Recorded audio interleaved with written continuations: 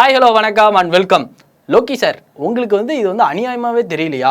மொத்தமாக அப்டேட்டை விடாமல் ஒவ்வொரு அப்டேட்டாக நிறுத்தி விடுறீங்களே. ஸோ அதே வகையில் பார்த்தீங்கன்னா தான் தலைவர் 171 இதோட ஃபர்ஸ்ட் லுக் போஸ்டரையும் டைட்டில் ரிவவலையும் ஏப்ரல் 22 அறிவிக்கிறதா சொல்லியிருக்கிறாங்க.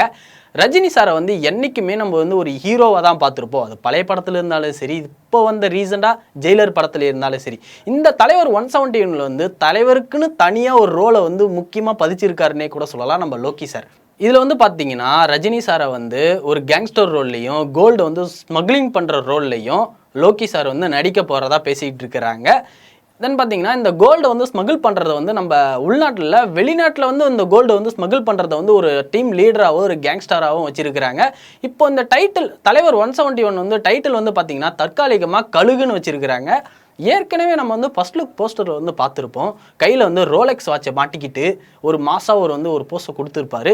எனக்கு நம்ம கழுகுக்கும் ரோலெக்ஸுக்கும் லிங்க் இருக்கிற மாதிரி தான் தெரியுது.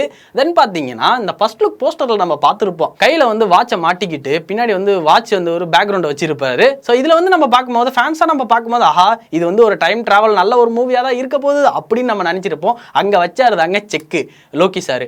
இல்லை இது டைம் ட்ராவல் மூவியில் நம்ம ஒரு நினைப்போம். ஆனால் லோக்கி சார் ஒரு கொஷின் மார்க்கை போட்டு இதெல்லாம் வேலைக்காகாது கண்ணா, நான் வைக்கிற மாதிரி உங்களுக்கு ட்விஸ்ட்டு, இது ஒரு டைம் டிராவல் மூவியே கிடையாது, இது ஒரு கோல்டு ஸ்மகிள் பண்ற மூவியா இருக்க போது, ரஜினி சாருக்காகவே ஒரு நல்ல மூவியா இருக்க போதுன்னு சொல்லி இருக்கிறாருன்னே வச்சுக்கலாம். ஸோ பொறுத்திருந்து பார்ப்போம் லோக்கி சார் ஃபேன்ஸுக்காக இன்னும் நிறைய இன்னும் சர்ப்ரைஸான அப்டேட் வச்சிருக்காங்கன்னு.